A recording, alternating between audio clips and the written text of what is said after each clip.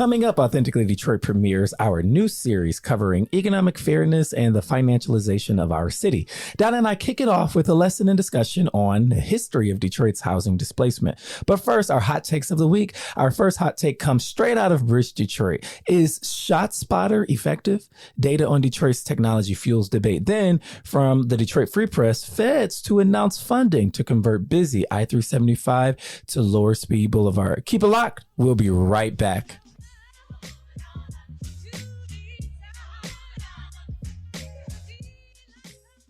Founded in 2021, the Stoudemire is a membership-based community recreation and wellness center centrally located on the east side of Detroit. Membership in the Stoudemire is available on a sliding scale for up to $20 per year or 20 hours of volunteer time.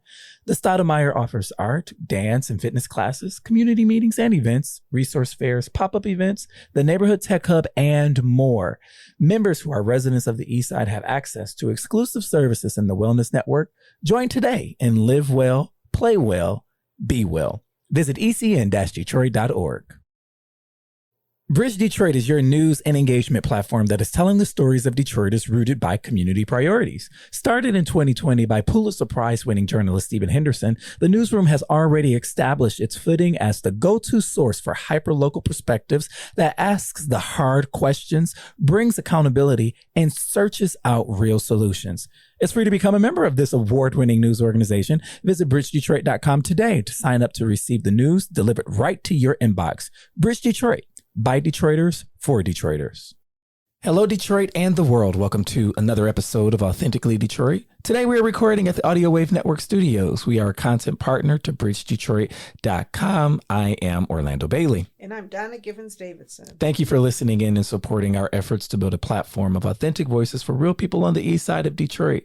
We want you to like, rate, and subscribe to our podcast on all platforms. We drop a new episode every week, so be sure to turn on those notifications. Donna, how is this blessed day finding you, ma'am? It's finding me a little stressed. What you stressed out about? Well, what you got going on? Extravaganza is something big week. Is coming, right? It is. I always stress unnecessarily because what to stress off, right? Right. But I do it anyway. I know you do it. I was a recipient of that stress for many years. Awesome. I be like, Donna, it's okay. It's going to be fine. How are you? I'm doing all right. We suffered a loss in my family last week. And so we've been preparing, the arrangements for that and trying to, remain in my body while my body and emotions grieve. And so it's been a challenging week, but also, week of reflection and gratefulness. So that is why this episode is a little late this week, because I had to just take some time, but I'm doing good. Move on. You lost an uncle. Yeah. Tell us a little bit about him. Yeah, Russell Allen Jones. Russell was a man's man, who possessed a quiet strength. He was a man of few words, but when he spoke, it counted. He served his country faithfully. He served in the Vietnam War. He loved his wife, my aunt, and his children, my cousins, and he loved family. And he was a brainiac, super smart, super intelligent, but also a realist who kept it real and who, while he was alive, was at every major milestone in my life to support college graduation. I mean, the list goes on, right? And so he will be missed. He lost his battle to lung cancer after, I want to say, going on 4 years, but he fought a good and long fight, and he's going to be missed. I'm trying not to get choked up. So, yeah. I understand. Yeah. But I think it's important to take time out to honor those people who contributed to who we are, who you are. Absolutely. Because I see some of those same qualities in Orlando Bailey. Although you have many words. I have many words. He had a really deep voice. He would sometimes say, "Boy, you talk too much." And he does this little thing, he was just funny. We had a really playful relationship, we played like we were adversaries. Like I would always, get on his nerves and try to be super affectionate. And he'd be like, boy, get off me. But deep down, he loved me. He would ask, his wife on Sundays and even sometimes throughout the week, where's that boy? Where's that boy at? Tell that boy to come on over. We doing, I love to grill steaks on the grill. And so every time that happened, he's like, where's that boy? Call him or whatever. So it was, just a loving and fun banter and relationship, and I'm going to miss him. He touched so many people because men with that hard exterior, when you find out that it's just an exterior and that they're nothing but softness and teddy bear on the inside, you just so rest in peace, rest in paradise, Russell Jones. We will see you on the other side. Sounds like a wonderful man. Yeah. Whew. Okay, y'all. It is time for Hot Takes, where we run down some of the week's top headlines in the city of Detroit. Hot Takes. Is ShotSpotter effective? Data on Detroit technology fuels this debate. Donna, what say you? Well, I was on here just a couple months ago after we had a loss in my family. Kevin's niece was shot. And at that time, I was thinking ShotSpotter, anything, right? Anything to reduce the amount of gun violence. But of course, when you look at the data demonstrates that ShotSpotter does not really do what it says it's going to do. And in fact, ShotSpotter has a tendency to cause more police surveillance in certain neighborhoods and more negative police encounters.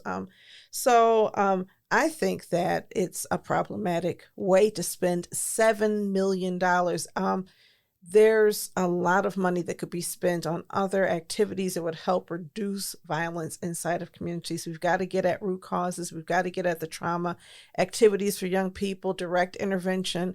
But chasing gunshots is not the way. Yeah, I think the city currently is implementing its existing contract of $1.5 million. And I think the pushback that we're getting is the efficacy around the effectiveness of ShotSpotter. And the data is still very unclear as to whether or not this piece of technology works. And so for our listeners who are not as familiar with what ShotSpotter is supposed to do, it's supposed to be able to detect when shots go off in neighborhoods and give the police an almost precise location as to where those shots have come from.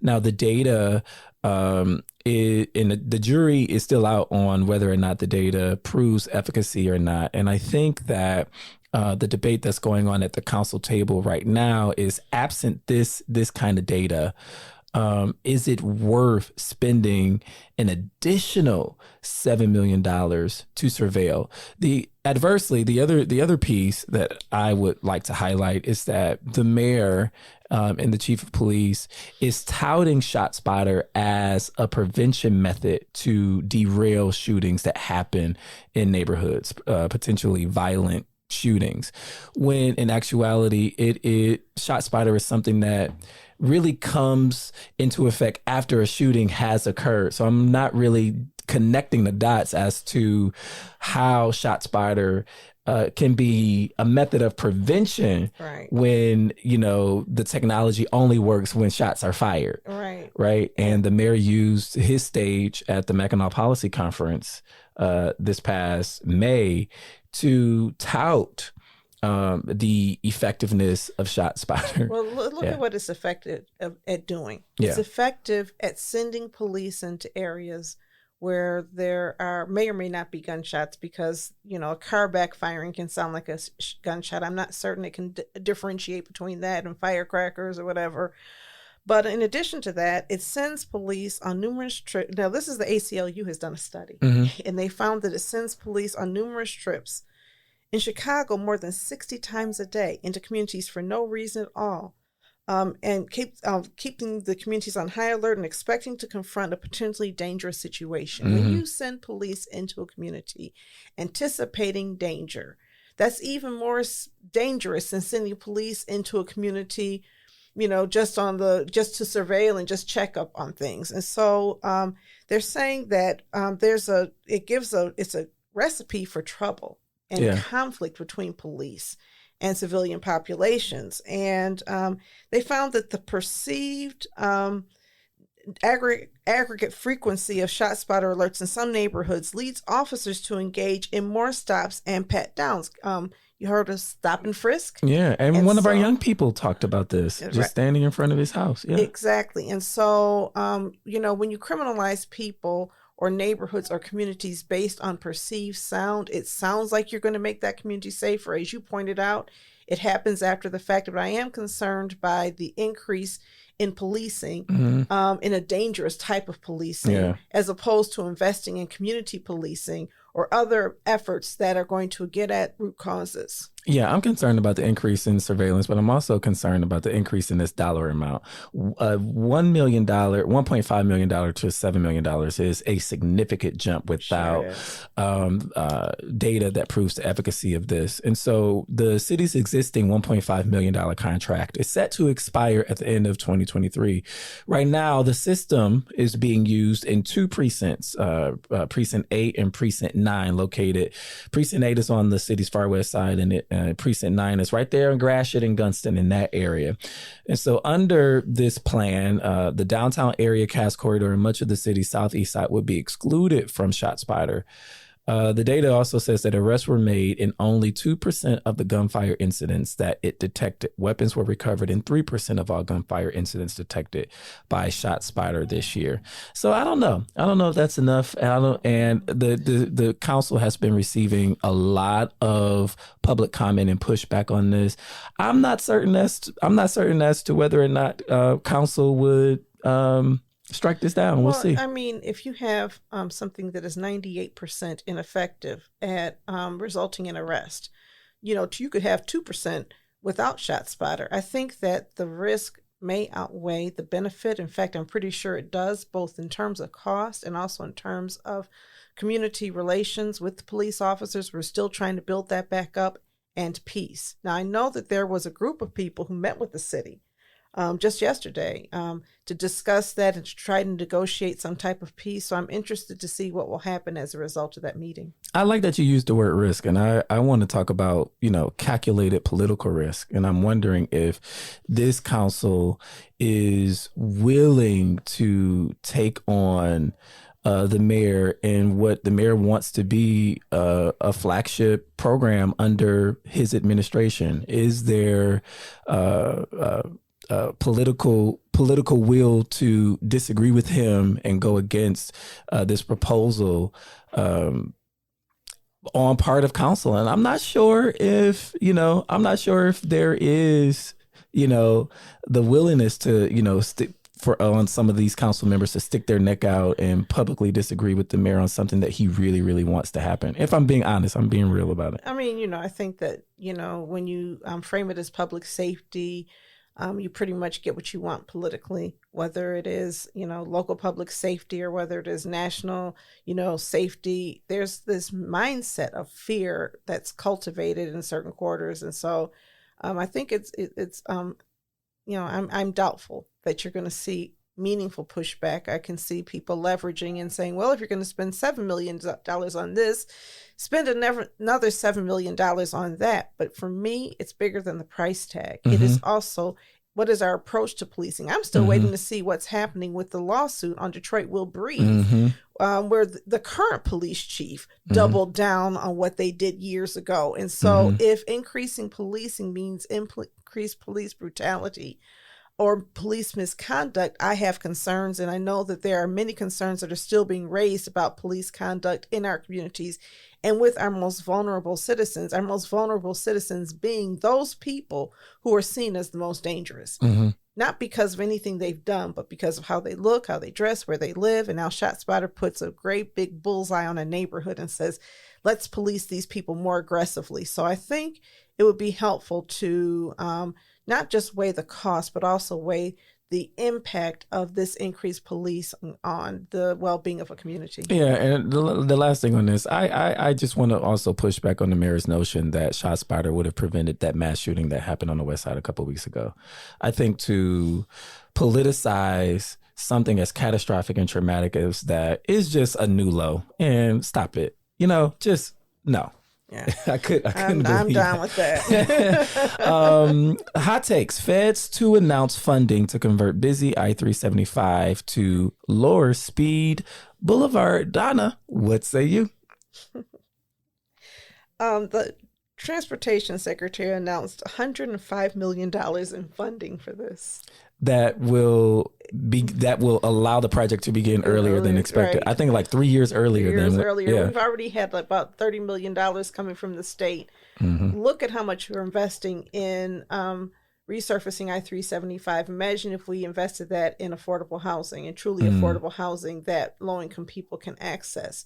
Because if you really want to look at the injustice caused by I-375, it was not transportation modalities, it was housing displacement. Mm-hmm. It was forcing people into overcrowded housing at the same time where by law and policy people were being segregated into overcrowded neighborhoods. And so to say, 70 years later, this is what we're going to do, is an insult to injury. I think we really want to see, if we're talking about undoing an injustice, look at the people who were harmed, their descendants, some of them are still alive, but their descendants, and say, how are we going to invest in them?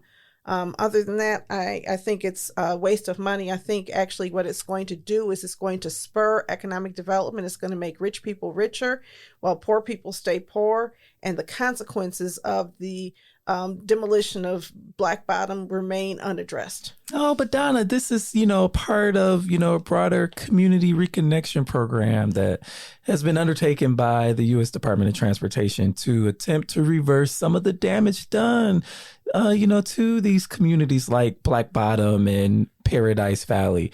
And so, my question, from the beginning is who gets to take advantage of this outpouring of money that's coming in for this project? Because people are going to be rich from this, right? Who are the contractors? Who are the what kinds of businesses and zoning will exist and who would be selected, and all of that. I do think that there could be, I don't know if this is misplaced optimism, because this is happening. It's going to happen.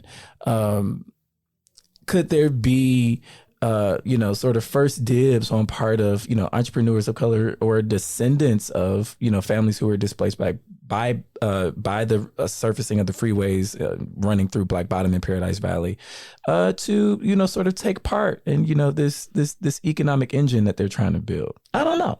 You know who really championed this whole concept of Black capitalism as an alternative to Black economic justice? It was Richard Nixon. Tricky Dick was very good at coming up with things like this. You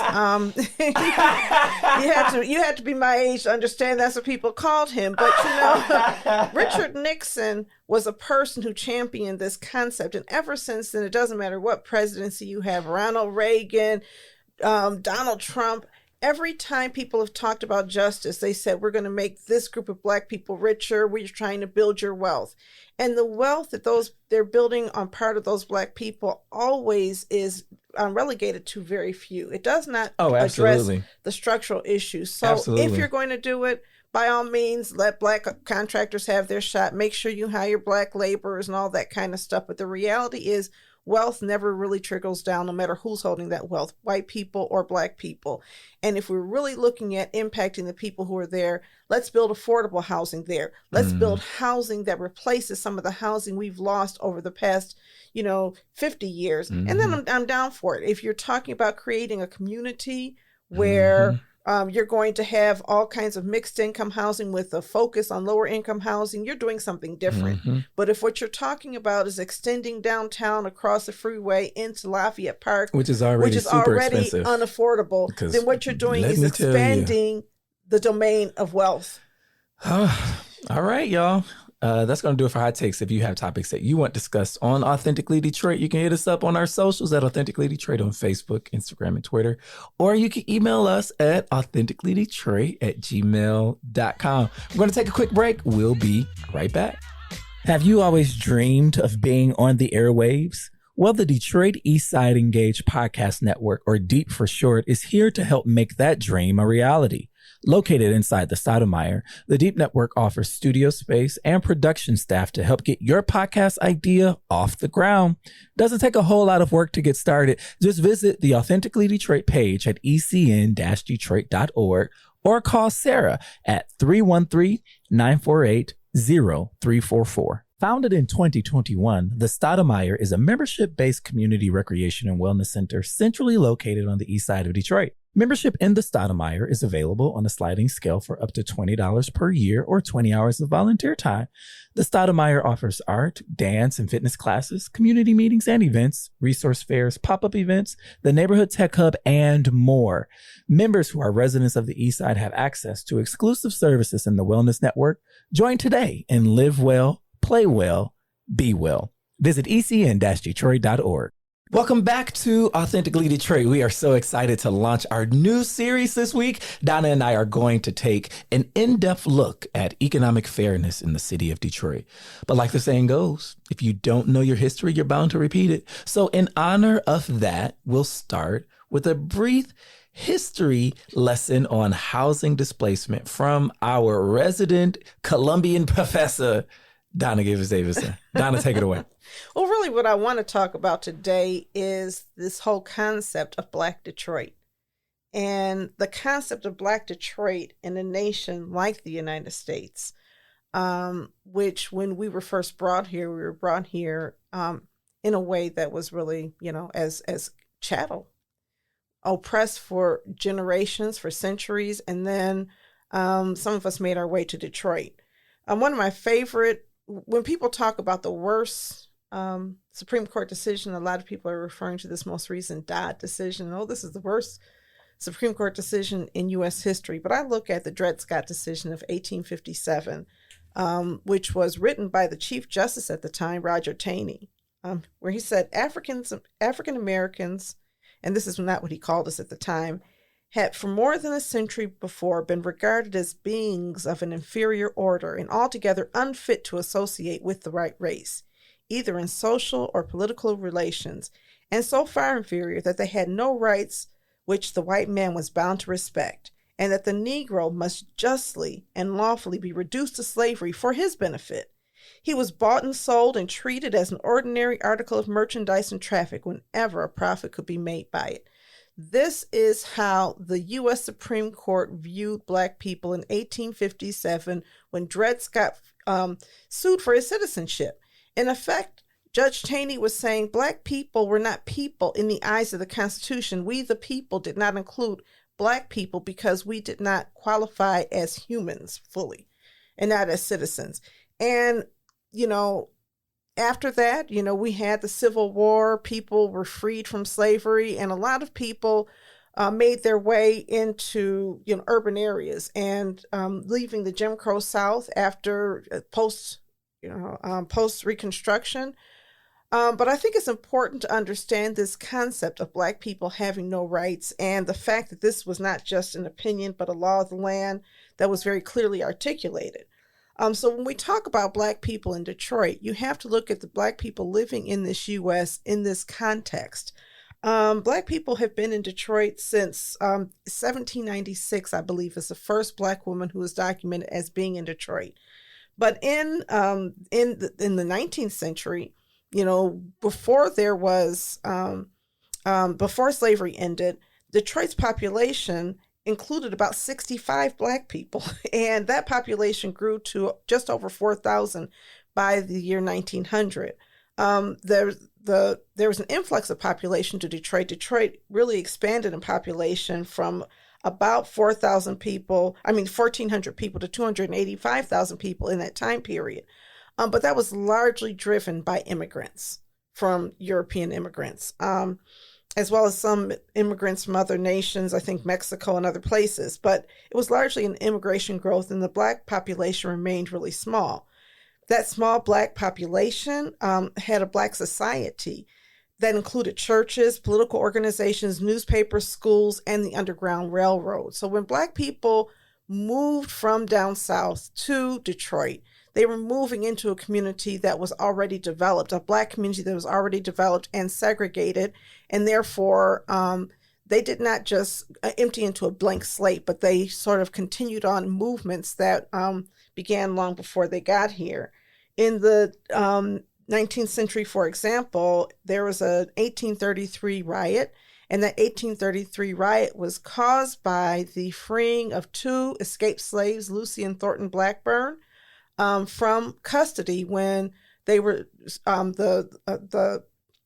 they were going to be taken back to Kentucky by the slave catchers, and instead Black people gathered in a crowd and used their power to free them and escort them to Windsor, Ontario, Canada, which was, the route of the Underground Railroad. Detroit was frequently considered the last stop in that Underground Railroad. So when those two people who freed themselves and then were freed from custody by the Black community here were let go and allowed to go to Canada, there was a riot, and Black people were forced to leave the city of Detroit, but they acted collectively to support their own, even in 1833 when that was such a small population, and I'm proud of that.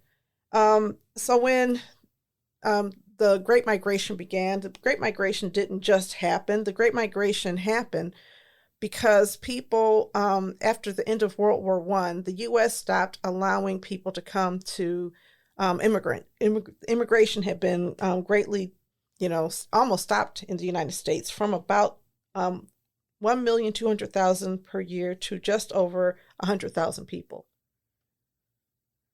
So the people moving to Detroit and all of these industrial centers were coming from Europe, and then it was stopped after World War I. And all of the industrialists needed a supply of labor, and they went south. Black people came seeking voting rights, free speech and assembly, public amenities, and employment opportunities. But they were pushed out of the lands they were in by race terror, truncated citizenship, extreme poverty, and stifled opportunity. Some people call it the Great Migration, but in my mind, it was the forced migration of Black people from the South to the North. And you see forced migrations happening all over the world. Black people came to Detroit from Alabama, for the most part, Kentucky, Tennessee, Mississippi, and it came up through Ohio and Indiana into the city of Detroit. When we got here, the city of Detroit, Henry Ford was bringing people with a promise of $5 a day. And this was more than any Black people made anywhere in the United States. $5 a day was huge. In fact, $5 a day at that time was more than most white people made in the United States. So it was a great draw to the city. People, there was this unmet demand for services when people got here. And so you also had the growth of a merchant class and professional class of people who were servicing these Black people who were suddenly making all this money. Again, it was a great deal of money. And yet at the same time, we didn't have access to integrated housing. So Black people lived in very segregated settings. And in that segregated community that was growing in Detroit, that grew to about 120,000 people by 1920. In that segregated community, you had the formation of an expanded Black society, expanded Black political power. And Black people came together to elect Judge Murphy, for example, the Judge Murphy who presided over the trial of Dr. Ocean Sweet when he defended himself. He and his family defended themselves against people who were trying to push them out of their home. And they were all arrested. And Clarence Darrow was hired by the NAACP to fight for their freedom. Judge Murphy was the chief of Recorder's Court, and he was the judge who presided over that trial, a fair trial, and the first time in the history of the United States that a Black man was allowed to defend himself at the expense of the life of a white man and didn't go to jail for it, didn't get lynched for it. So that was pretty amazing. And that was Black people flexing their political power even at that time. Marcus Garvey started the UNIA, what is the UNIA? I can't think of the name of anyway, he started the UNIA, and it was a movement for Black people, Black self-determination, Black nationalism, and relocation to Africa. And in Detroit, we had one of the largest branches of the UNIA in the nation. Orlando, you're going to tell me what it is. Universal Negro Improvement Association. Yeah, the Universal Negro Improvement Association. So Detroit had this super large UNIA, which is really cool. had the NAACP. We had so many different organizations. We had churches. We had the Urban League. We had a lot of Black social organizations were developed, and political organization was developed inside the city of Detroit. And in resistance to that, you also had this growing Ku Klux Klan inside the city, where I think when there were 5,000 members of the UNIA, there were 20,000 members of the Klan. Yet and still, Black people exerted political power to have Judge Murphy elected mayor of the city of Detroit, and to be elected to seats in government statewide, and to be appointed to civil service positions in the city. And so you have this growing Black political power, the seeds of it, starting in the 1920s, growing through the 1930s, and towards the end of the 1930s, Black people leveraged our political power to integrate the UAW, which further advanced. Now you have union positions and union leadership, and even as you're dealing with police brutality and housing discrimination, you have the growth of Black power, and again, the growth of the Black merchant and political class, especially in places like Black Bottom and Paradise Valley, and in places like the North End and Conant Gardens and 8 Mile and Old West Side. There were these concentrated places where Black people lived. 1943, you had a rebellion or a riot where white people attacked Black people based on some rumor that happened in some rumored crime that happened on Belle Isle, and it spread all through the city. You had riots that took place regarding Sojourner Truth homes being placed in a predominantly white neighborhood, and white people not wanting to see that integration. The federal government had to assure that Black people were able to move into this housing project that was developed for us. But overall, we still lived in a very segregated setting. Also in that time, in the 1940s, that's when you started seeing the beginnings of urban renewal. That's when the federal government started saying, wait a minute, Black people are living in horrible settings.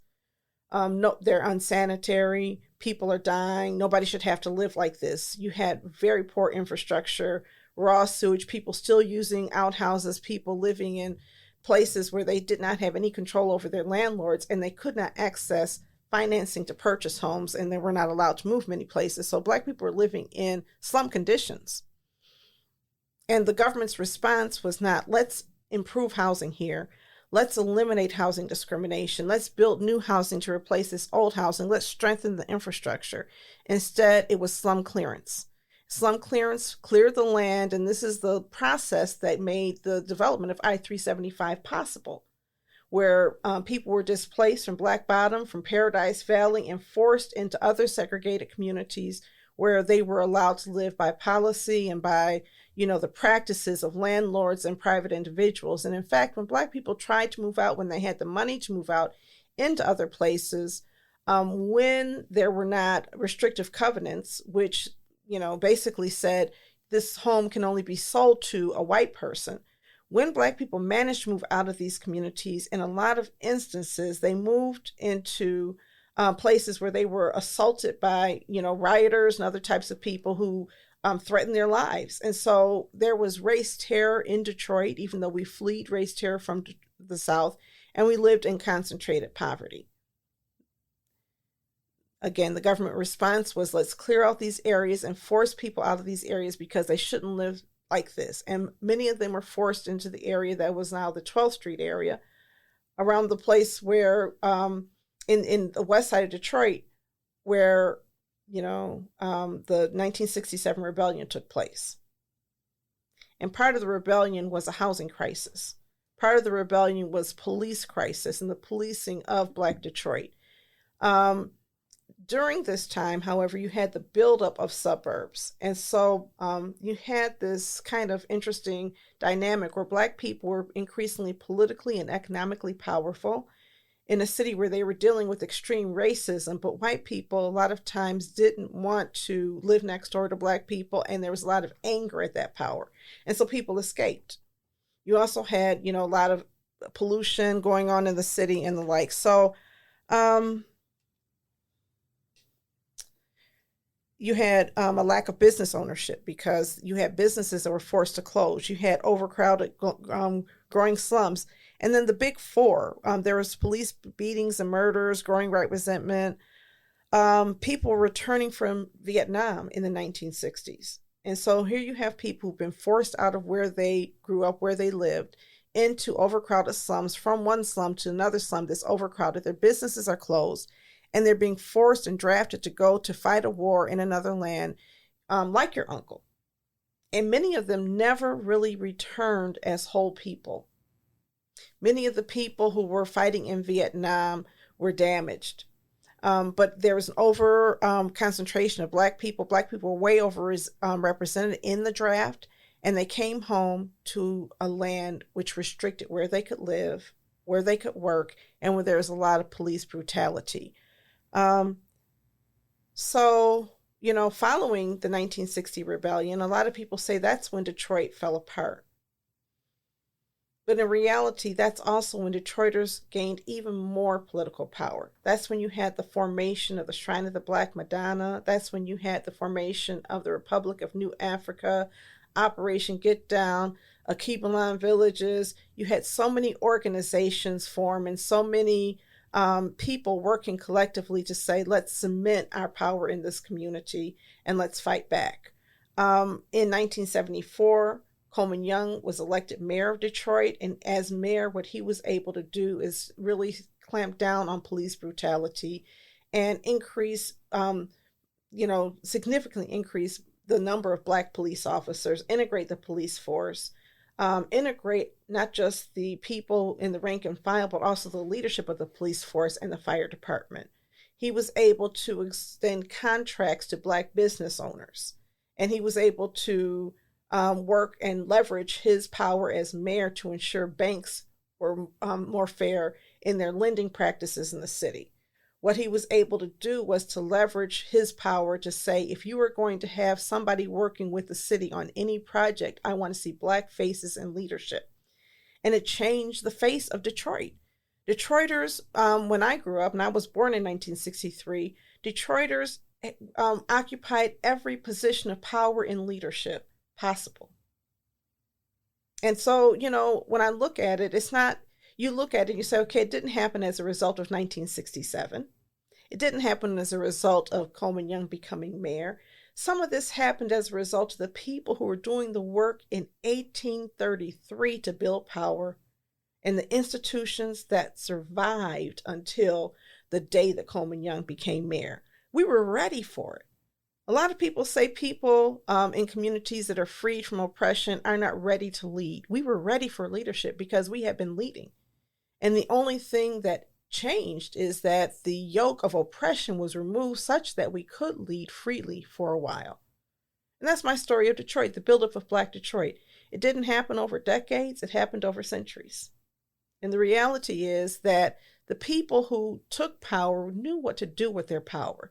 Now, a lot of people will say that the fall of Detroit, and we'll talk about it next week, the failure of Detroit to continue growing while Coleman Young was mayor is a reflection of the inability of Detroit people to lead and take care of themselves. Black people do not know how to lead. But in fact, what we're going to talk about next time is the structural and institutional forces that help to dismantle the power that we built over a century and a half. And, really help us understand that this is something that our ancestors fought for over many generations. And I think we have a responsibility to try to make sure we preserve what they created. Amazing. We're going to take a quick break and we'll be right back. More with Donna on the way. Bridge Detroit is your news and engagement platform that is telling the stories of Detroiters rooted by community priorities. Started in 2020 by Pulitzer Prize-winning journalist Stephen Henderson, the newsroom has already established its footing as the go-to source for hyper-local perspectives that asks the hard questions, brings accountability, and searches out real solutions. It's free to become a member of this award-winning news organization. Visit bridgedetroit.com today to sign up to receive the news delivered right to your inbox. Bridge Detroit. By Detroiters, for Detroiters. Have you always dreamed of being on the airwaves? Well, the Detroit Eastside Engaged Podcast Network, or DEEP for short, is here to help make that dream a reality. Located inside the Stoudemire, the DEEP Network offers studio space and production staff to help get your podcast idea off the ground. Doesn't take a whole lot of work to get started. Just visit the Authentically Detroit page at ecn-detroit.org or call Sarah at 313-948-0344. Welcome back to Authentically Detroit. Listen, before the break, you heard Professor Donna Givens Davison give a brief but thorough history of how Black people have shown up in Detroit since 1790? Would you say 1797? 96. 1796. Oh my gosh, what just a powerful presentation on part of Professor Givens Davison. And so we're going to take just a few minutes to sort of unpack some of what you said. And one of the things that was really striking to me is the notion that Black folks just sort of woke up and realized that their political power and elected Comey Young in 1974. When indeed you say that Black folks in the city have been building political capital and our own society for a century and a half leading up to the election of Comey Young. Can you say more about that? Yeah, it's really amazing because one of the reasons that our ancestors left the South was because they didn't have voting rights. They had the grandfather test, the poll tax as an outright terror to keep Black people from the polls. I was so amazed to learn that when Black people moved to Detroit, within a couple of years of us living here, we were voting. And not just voting randomly for whoever, but saying, let's work and make our votes count. And it had to be the work of the pastors and all of the organizations in the city saying to people, in a place where you're not really welcome, let's merge our power so that we can act collectively. Judge Frank Murphy would not have been elected judge if Black people did not vote for Judge Murphy. So how significant was it for the nation, and especially the city of Detroit, for a judge to be elected on the backs and on the votes of Black folks at that time? Well, he knew that he needed to address the needs of Black people. He understood how he got into office. Yeah. And I'm not going to say he did it out of a sense of gratitude, because he actually built a multiracial coalition of working people in order to become the judge. But he understood who elected him. And he was being elected against the wishes of Henry Ford. And this is interesting because Henry Ford brought Black people to Detroit thinking he could control us, right? Let me get with this nice group of people who will come here, and since nobody else is going to take care of them, I will. And he actually had used political, and he had goons coming in and beating up people who refused to follow his wishes. And he created this industrialist group, and they had selected 4 other judges against his wishes and the wishes of the Detroit News and the Detroit Free Press, who in those days accused Black voters of voter fraud, sounding just like 2020. Oh, yeah. Okay. Changed. You registered your address as a pool hall. Nobody lives here. Now, Black people, some of them did have to live in pool halls. Some of them did live upstairs. Because there was no housing, exactly. right? And so maybe there were 10 people living at this address. You had people sleeping in beds in shifts because there were not enough beds. But Judge Murphy understood that he had a political responsibility. And then when he was elected mayor, this is the most interesting. Was that unprecedented? Before we go to his election as mayor, at the time, was that sort of showing out of political power on part of Black folks in the urban cores unprecedented in the United States? I can't say it was unprecedented in the United States because in East St. Louis, my people were from East St. Louis. My father's people were from East St. Louis, Illinois. And in East St. Louis, Illinois, before you had the bloody summer of 1918, you had in East St. Louis, you had a racial program there. Before Tulsa, it happened in East St. Louis. And one of the things is that Black Republicans in East St. Louis were so angry at the Republican Party for not taking care of their needs that a lot of them ended up flirting with Democrats and saying, maybe we'll vote for Democrats. And it created just a lot of hostility and a lot of anger. And that's not the only thing, but, union busting and all these other issues came into play. But the issue is that Black people were exerting power in East St. Louis, Illinois in 1917. I haven't studied the whole United States, but what I do know is that our people are intelligent, our people are strategic and understand what to do when they have power. The problem for us is that we haven't always had enough power to really affect the kind of change we've wanted to change. So I'm really proud of what happened in Detroit, but I don't want to in any way minimize what was happening in other places. If I had enough time, I'd learn about what Black people were doing all over the United States, but I have a day job. But, but I think that what is significant is Frank Murphy and his relationship to Detroit was, if not unprecedented, it was unusual. It was unusual in that we succeeded in Detroit, right? We succeeded in getting this judge elected. And then the Mayor Murphy elected. And Mayor Murphy had so many progressive programs. He created the New Deal in Detroit before FDR had the New Deal in the United States. And he was a Democrat. In a world where Black people always voted Republicans, where East St. Louis residents, Black people were saying we might consider voting for a Democrat in Detroit. They did. Got him elected first as judge, then as mayor. And as mayor, he had all kinds of progressive programs that FDR then replicated on a national scale. In fact, consulting him and bringing him into his cabinet. So he was an amazing person, and his influence was developed in partnership with Black people. He appointed Black people to civil. So what he did when he was elected was unprecedented. What he did was elected was unprecedented, and it was pretty unusual, if not unprecedented, for Black people to help elect a Democrat mayor and to support a Democrat in power at a time when Democrats were really the power of the people of the South. And for him to, enact a progressive agenda that was replicated at a national level, that's really cool. You told a story that I don't think a lot of people really know when we talk about, the city of Detroit and its role in the Underground Railroad and its aiding in fugitive slaves. And you talked about Lucy and Thornton Blackburn. Right. Tell us that story. It was fascinating. And you only talked about it for like a second. I'm like, wait, this is good. I'd say more about that. They escaped from Kentucky to Detroit.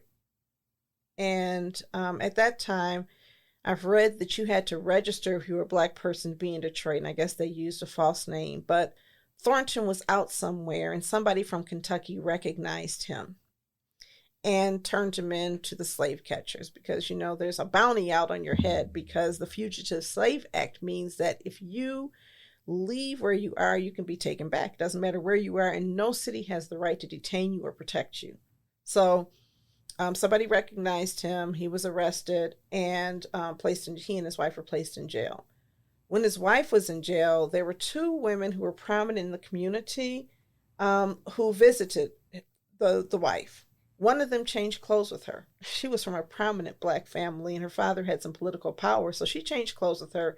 And, all Black people look alike. So Lucy and the other woman walked out of the jail together, leaving this prominent woman in the jail.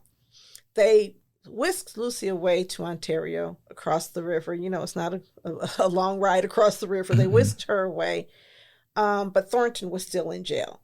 And when they were taking him from jail to the courthouse for trial, there was a riot, and Black people stopped the police officers from taking him.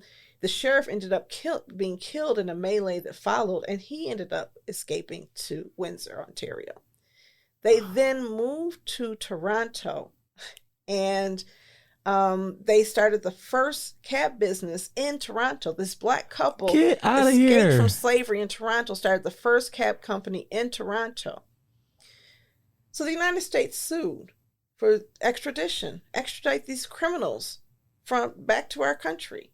And it went all the way to the Canadian Supreme Court, and the Supreme Court ruled that they would no longer extradite people as slaves to the United States. Wow. And that ruling was made based on actions that Detroiters took courageously. That's amazing. And this is at a time when, their lives were at risk. So whenever this happened, people were being beaten. They were thrown out of their homes. They had to leave the city. And a lot of them when it ended up going to Windsor until the tempers died down and then coming back. And some never came back. So there's a pretty significant Black population in Ontario that was developed as part of this Underground Railroad. But Detroit had the Second Baptist Church, was very engaged in that process. And so we have a long problem. The one right there in Greektown that y'all ride by all the time, that y'all really probably don't even read the historical marker that's there. Yeah. Right. I want to talk about, a lot of what you highlighted. You highlighted economic disparity. You highlighted government sanctioned clearance of Black economic centers in neighborhoods. You also highlighted, the kind of racial terror and violence that happened. And while you were talking and describing, these circumstances, I couldn't help but think about where we find ourselves today. Donna, how far have we come, and where do we got to go? Where do we have to get to? I mean, we're at a point right now where Black power is being dismantled everywhere you see it. It's significant in cities across the United States in so many ways through economic means. You can starve a population. Look at what happened in Cuba when government was installed there. There was a revolution, and we didn't like Fidel Castro, and we decided he was the worst person in the world.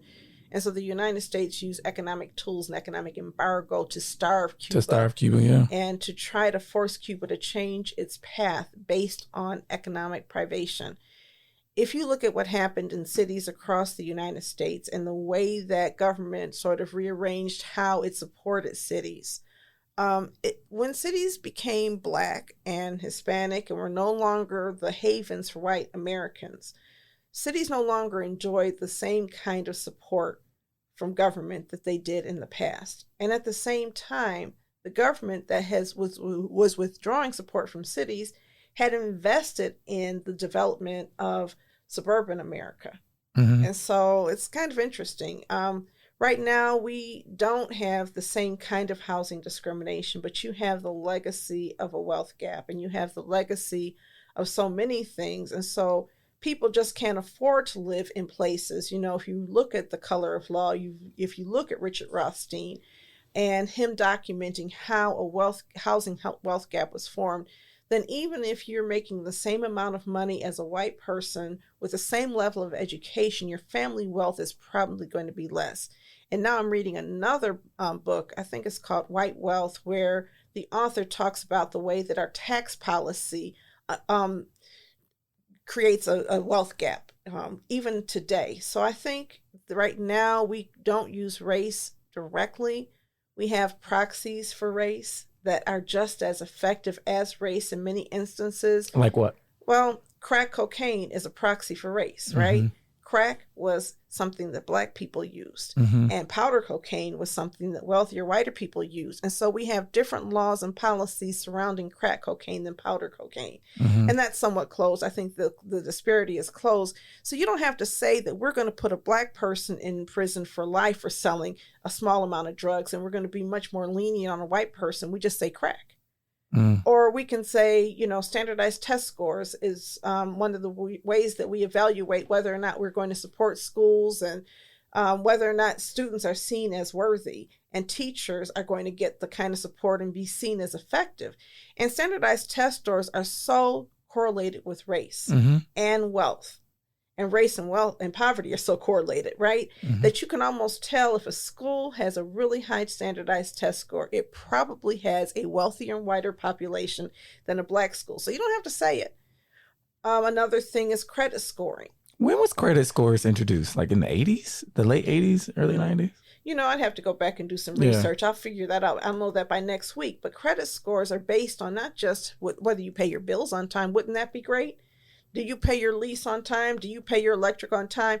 Do you take out consumer credit? And do you demonstrate the kind of practices that... 1989. Do you demonstrate the kind of practices that are important? And, by the way, standardized test scores, standardized testing, the way it's used is relatively recent too. When I was a kid, I mean, I took one test. I think it may have been an IQ test or something when I was a kid. And my mother wouldn't open it up. She would get the envelope and tear it up and throw it away because she said, I never want you to think, to let anything on a piece of paper tell you how smart you are. So I don't know what my IQ is. My mother wouldn't let me know. I'm hoping it was high. No, but I mean, the reality is that when you start thinking that this test score, this thing that you're doing can evaluate whether or not you're intelligent, and we buy into it, there was a time even when Black people would say, these tests are racially biased, and we fight that. Credit scores are racially biased, and we fight that. What kind of scares me is the way that we've internalized the logic of that, such that when Bank of America said, we're not going to use credit scoring, Black people were the first ones to say, oh, I don't trust them. You're not going to use credit scores? What are you going to use? So I think that the challenge right now, so that the institutions are no longer as overt. But what you have is people living in concentrated housing, people living in dilapidated housing, people being oppressed by the police, people being politically powerless. You had emergency management all through the state in places where Black people lived, which was the suspension of democracy, the taking of democracy. You have. That's why I had to set that record straight. Like, let me clear this up. Oh, when they called you a czar? Yeah. I gotta be honest. When I read somebody call you a czar, I was so offended. And then I looked up czar, and I saw that czar does not necessarily mean that. Yeah. And so when I called you czar, I'd already looked up the definition and accepted a broader definition. Of course, but Detroit. My first read was just like Detroit. Just like the rest of Detroit. I don't even know if that's a compliment, because you're such a good person, and the way that you honor people is through such a loving spirit that it just felt in conflict. It was misplaced. It was misplaced. It's not your character. Yeah. But yes, I mean, emergency management, it was politically, when you talk about not having voting rights, if you vote, but the people you vote for don't have power, you don't have voting rights. Period. And right now you have a whole bunch of people all over the world. I mean, most of the Republicans running for office right now in the state of Michigan are running on the basis that they don't believe Detroit's votes should have counted in 2020. So we've come some places. I'm certainly doing better, and I want to always honor my ancestors for putting me in position to be in a place right now where I'm not struggling like they had to, right? So I'm not struggling like they had to. I'm not struggling like my grandmother had to. My grandmother had to clean houses for a living, and they had to live upstairs in somebody's home and leave her kids with their aunts because she could not afford to take care of them. And my grandmother was, I'm not going to say she was as intelligent as me. She was more intelligent than me. My grandmother spoke 7 languages on somebody's floor, scrubbing those floors because that was her economic opportunity. Crazy. So when you look at the just completeness of the oppression in those years, I don't want to pretend like everything is just the same. I think it's ridiculous to say that. We're sitting here able to have these conversations and live comfortably. But I think that so many of the people who are like us, look like us, are still living like that. Yeah. And so there's more people doing well, but there's a whole lot of people who are doing very poorly. And you know what? The prison population, nobody who is incarcerated right now is doing better than their ancestors were. Because it's legalized slavery. It's legalized servitude. There's nothing. You can't vote. You don't have any rights. You don't have, humane conditions. And so many of our people. And you can be counted for the economic benefit of the community that you are imprisoned in, which is absolutely insane. Just like our ancestors were counted on those plantations for the census, for the political power of the landowner. And so it's changed. There's still too many people oppressed. I'm doing better, but there's too many people who aren't. And the way things are structured, it's not going to get better, because we know that as climate changes, as we're dealing with some of these global changes that are not moving in the right direction, the people who are going to pay the biggest price are the people who had least power to begin with. So it's important for us to start fighting back now. I think it's important for us to disentangle some of the institutions, so at least we can see them as they are, and then build alliances, because we're all in this world together. And even if they poison our communities, they're breathing bad air. If they're poisoning our water, they're drinking it too. If they're poisoning our soil, they're being impacted. The whole world is being impacted on the practices that have been visited on Black and brown people across the world. And our economic system is fraying. You have so much anger and so much dissatisfaction. A lot of people who are angry and dissatisfied are turning it and blaming it on us as Black people, blaming it on Detroiters for not making the right decisions. But the reality is we're all struggling. We're all struggling. And so I think we can fight together. I believe in progress, and I believe that the only way for us to get where we want to go is to know where we've been and where we are right now in 2022. Because a whole lot of white people will have a great conversation with you about race because they think it's all historical, probably before they were born, but certainly before they became adults and got a job and were helping to perpetuate it in whatever way possible. Helping people understand that racism still exists and some people are still benefiting from it. Baked Many into people, policy. we saw that with the death of the Queen, right? We saw that with the death of the Queen, where it almost became sacrilege to say, I don't miss her. I'm glad she's gone, or whatever it is that people say out of anger and hurt and pain. And it's a horrible thing to say that anybody's dead. But we were celebrating when Saddam Hussein died, there was a national celebration. And I guarantee you when Putin dies, people will celebrate. The monarchy, Great Britain, put people all over the world in terrible, the United Kingdom, is that what they call themselves right now? Yes. United Kingdom. The United Kingdom. They the UK. keep changing your name. But that United Kingdom, the empire, I was looking at what was done to Kenyans placed in concentration camps and to people in Nigeria who have direct memories of things that have happened to them. In the Congo and just everywhere. In India and in China. So when you have this, historical track record of that, and then also you have this enormous wealth and privilege, everybody's not going to care. But, when it's Black history, get over it. When it's white history, some people are still reenacting the Revolutionary War. And every year on 9/11, we have these commemorations. But when it's Black history, you can't even think about the fact that Mayor Wilson Goode, a Black man, bombed the homes of families in Philadelphia because they belonged to a religion, and he said they were polluting the environment. We don't talk about it. It's over with. Yes, housing discrimination happened, but why are you still dealing with it? Tulsa happened. That's in the past. Nobody's living if they are. They're in their 90s. And so we keep pretending like the children of the people who did this did not enact policies and practices that are continuing this to this day. To perpetuate, yeah. So we need Lin-Manuel Miranda to write a musical about it. No, we do not. Oh, no.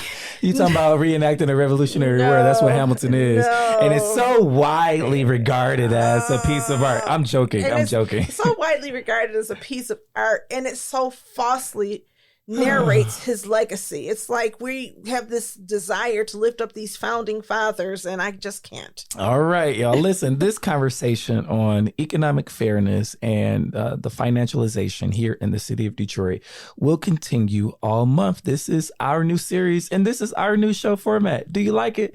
Let us know. Donna, it's time for shout outs. Donna, who you want to shout out? You go first. Okay, I would like to shout out the terrific team at Bridge Detroit.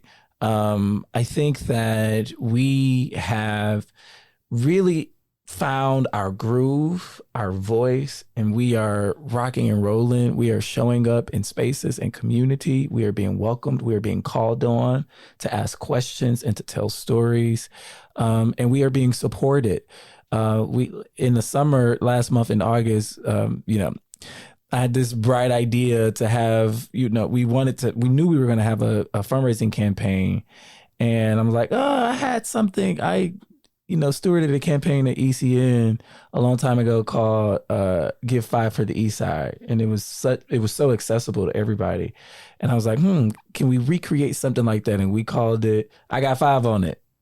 And the response blew our minds. And so not only are we being, supported by philanthropy and, foundations, which is great, but people in the city of Detroit see the value in what we're doing and support us. And so I want to shout out what I think is the best newsroom in the city of Detroit. Bryce Huffman, Nusrat Rahman, Olivia Lewis, Malachi Barrett, Jenna Burker, Christine Ferretti, Catherine Kelly, Stephen Henderson. You all are the greatest to work with. Well, and in that vein, let me shout out Eastside Community Network. I am so proud of us.